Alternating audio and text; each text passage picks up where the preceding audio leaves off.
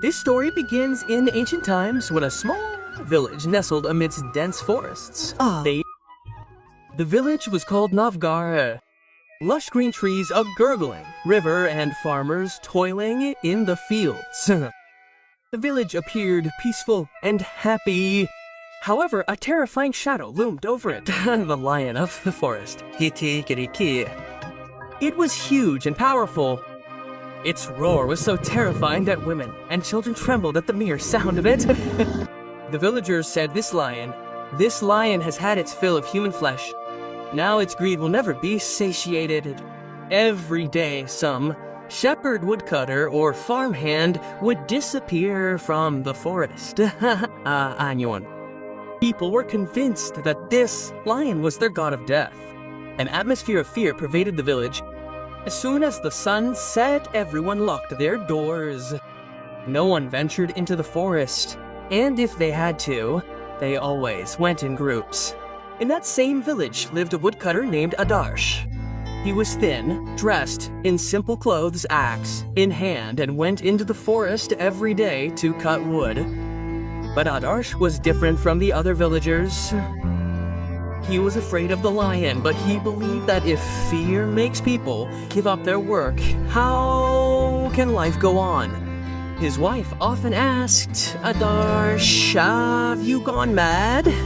Everyone has left the forest, and you go there every day. If the lion saw him, Adarsh would smile and say, the lion is powerful, but it lacks intelligence, and no animal can defeat a person who uses his brain. Gradually, the situation worsened to such an extent that the village elders called a council. Everyone gathered and said, if this continues, the entire village will be deserted. We must find a solution. Someone suggested, let's all kill the lion together. But someone immediately asked, have you ever seen his face? He can overpower 10 people alone.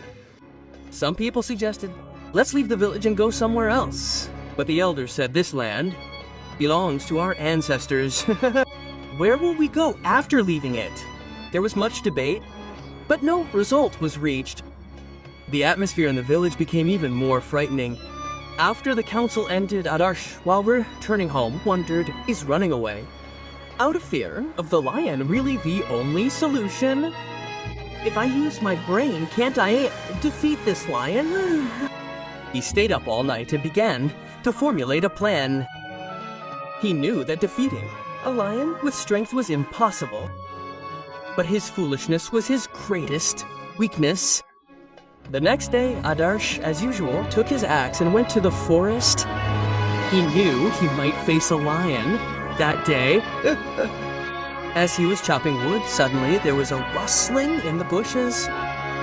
Golden eyes flashed through the leaves, and then, with a thunderous roar, the lion emerged. The lion roared and said, oh, woodcutter, this forest is mine.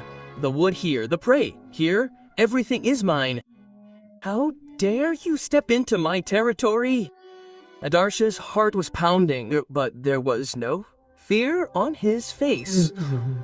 He took a deep breath and said, Your Majesty, you are right. This forest is yours. I am just a poor man. I come here for employment. But if you wish, I can work for you. The lion was startled and asked, Work? What kind of work? Adarsh said, I can catch and give it to you every day. You won't have to work hard yourself. Just let me go. The lion thought, this man doesn't seem like a coward. But if he really brings me prey, I won't have to work hard. He glared and said, Okay, woodcutter, if you bring me prey every day, I'll let you go. But if you come back empty-handed even for a single day, your flesh will be my food. Adarsh nodded his head and agreed.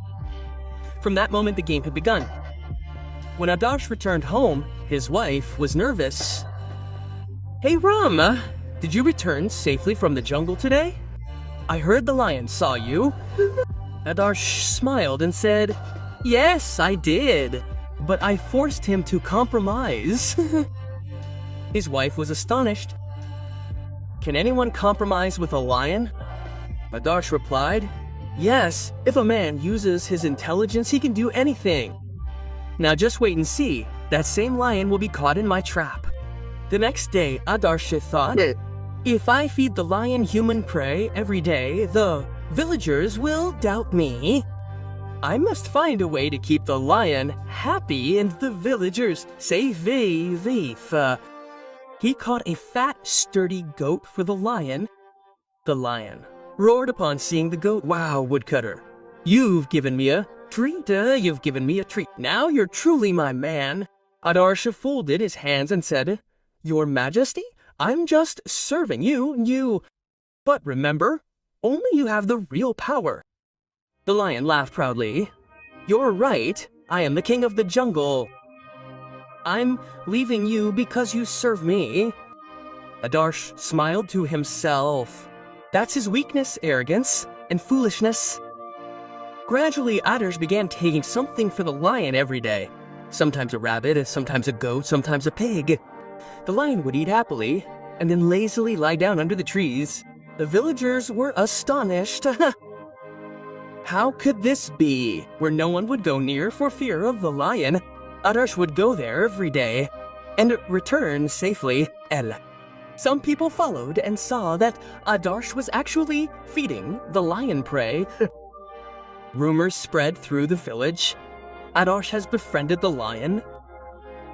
It's possible that by giving the lion a taste of human flesh, he could endanger us all. The village council discussed the matter again. Some said Adarsh was a traitor.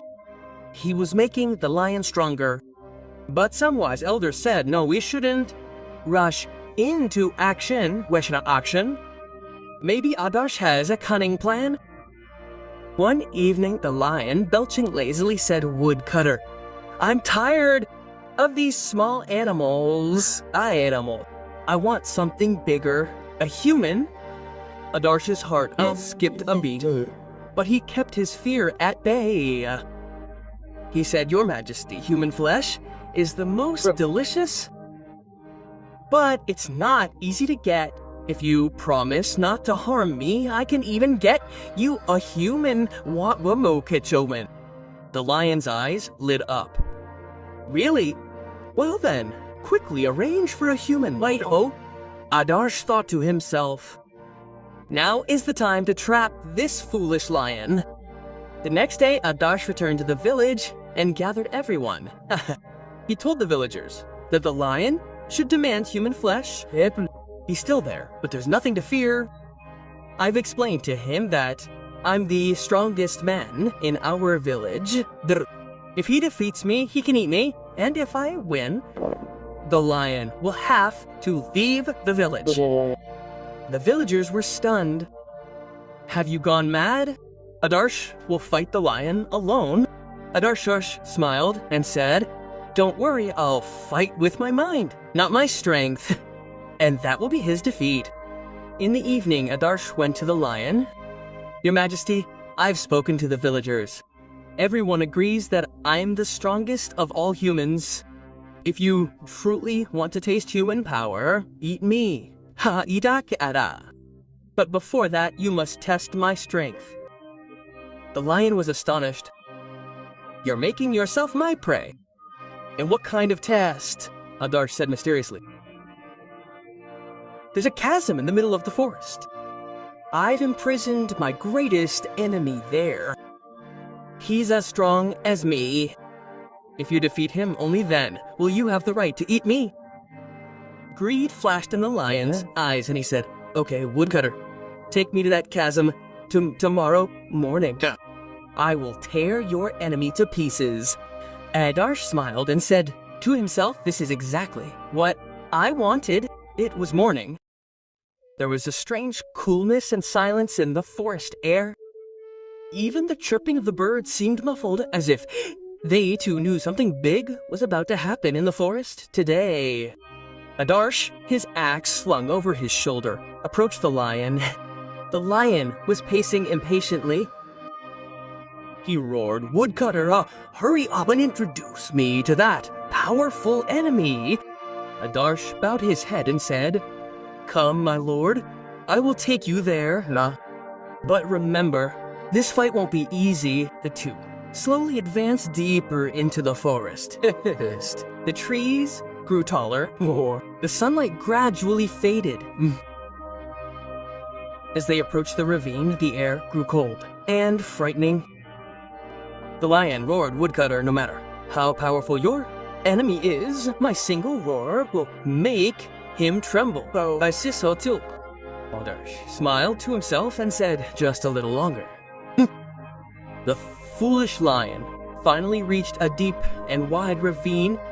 They arrived. The ravine was so deep that, looking down, all you could see was the glint of black water. Utter silence surrounded it, only the occasional rustle of the wind and the sound of ripples.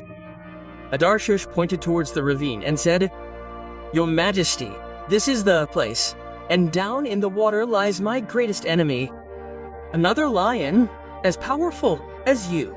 The lion looked down in surprise. He saw his own reflection in the water, his golden eyes, his massive body, and his bloodthirsty face. The lion roared and said, this is indeed a lion, and it seems he's challenging me too. Ripples rose on the surface of the water, and his reflection twitched. The lion roared, Woodcutter, your enemy will now become my prey. Watch out, I will tear him apart. Adarsh said calmly, Your Majesty, if you defeat him, you will truly be called the greatest king of the jungle. Hey, then you will have the right to eat me. The lion puffed out his chest and roared, Yes, I will prove that I am unmatched in the jungle. Aris Doritoan. He stepped back to leap. Dirt flew from its claws. There was fire in its eyes. Adarsh prayed silently one last time. Oh God, please make this plan of mine successful. Suddenly, the lion roared loudly and leaped into the ditch. Its massive body swayed in the air and fell straight into the water.